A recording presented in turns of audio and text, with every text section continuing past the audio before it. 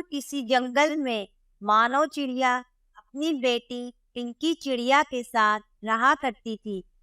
मानव चिड़िया बहुत ज्यादा बीमार थी और सारा दिन घर में रहती थी। पिंकी बेटा, मेरी तबीयत ठीक नहीं है। जरा आकर मेरा सर तो दबा दो। मेरे सर में बहुत दर्द हो रहा है। मम्मा, क्या हर वक्त आप मुझे काम बताती रहती हो? कभी सर दबा दे, कभी ये कर दे, कभी वो कर दे।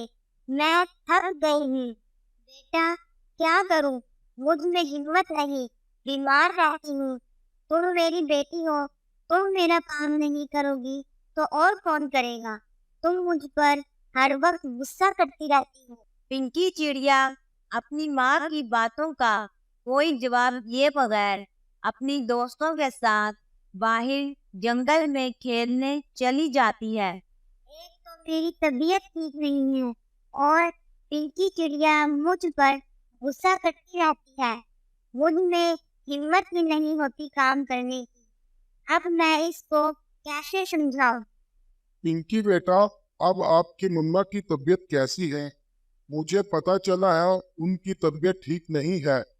कबूतर अंकल, मेरी मम्मा मुझसे घर के सब काम करवाती है और खुद बिस्तर पर लेटी रहती है और मुझे बाहर खेलने के लिए भी नहीं जाने देती। पिंकी बेटा, माँ बाप की खिदमत करना बच्चों का फर्ज होता है।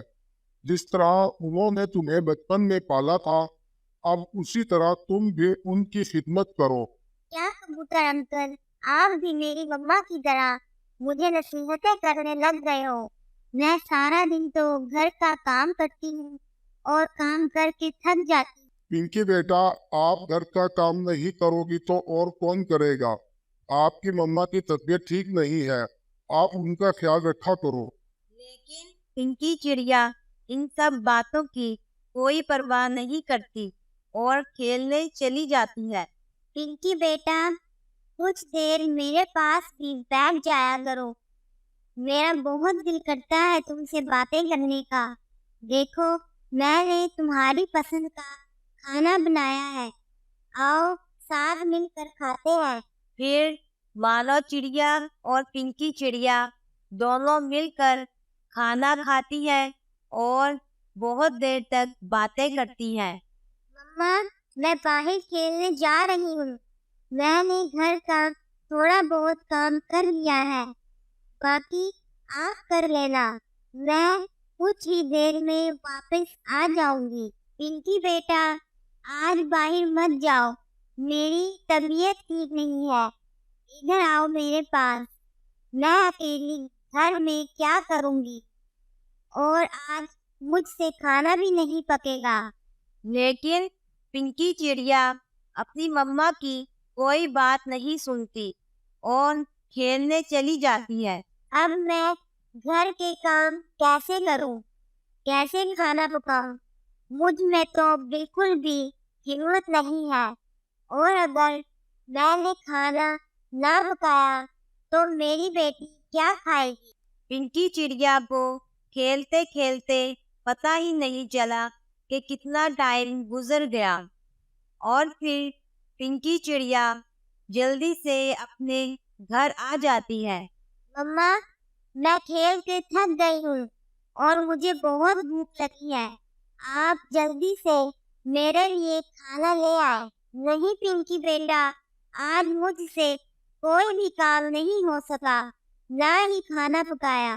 मैंने कहा था ना कि आज मेरी तबीयत बहुत खराब है और मैं भी कब से भूखी हूँ। ये सब सुनकर पिंकी चिड़िया को बहुत गुस्सा आता है। वो अपनी मम्मा पर बहुत गुस्सा होती है और खाना तलाश करने चली जाती है। ये लो माँ, थोड़ा सा ही खाना मिला है, ये ही खा लो। मैं खुद भी भूखी थी, थोड़ा सा ही खाना खाया है मैंने। तुम भी इतना सा खाकर गुजारा कर लो। मानव चिड़िया पिंकी चिड़िया की बातें सुनकर बहुत अफसरदा होती है और खाना खाए बगैर ही सो जाती है। पिंकी बेटा, मुझे दवाई देना। मैं रात भर नहीं सो सकी। जिस्म में बहुत दर्द है, दवाई लूंगी तो तबीयत बेहतर हो जाएगी। पिंकी चिड़िया अपनी मम्मा की बात की परवाह किए बगैर ही घर से बाहर खेलने चली जाती है। और जब पिंकी चिड़िया दवाई लेकर वापस आती है तो उसकी माँ मर चुकी होती है। मम्मा मम्मा उठो, ये देखो, मैं तुम्हारी दवाई ले आई हूँ और दवाई खा लो फिर सो जाना। लेकिन मानो चिड़िया कोई जवाब नहीं देती। पिंकी चिड़िया जब अपनी मम्मा के पास जाकर उठाती है तो वो देखती है कि उसकी मम्मा मर चुकी है। इसी तरह दिन गुजरते रहते हैं। पिंकी चिड़िया अपनी मम्मा को याद करके बहुत रोती थी और जब वो देखा करती थी कि परिंदे अपने बच्चों को कितना प्यार कर रहे हैं, तब उसको अपनी मम्मा बहुत याद आती थी। काश मेरी मम्मा भी जिंदा होती, वो भी मुझे प्यार करती। जब वो जिंदा थी तो मैं उन पर गुस्सा होती थी। अब मैं घर में अकेली रह गई हूँ, मुझे मम्मा बहुत याद आती है, मैंने उनकी कदर नहीं की।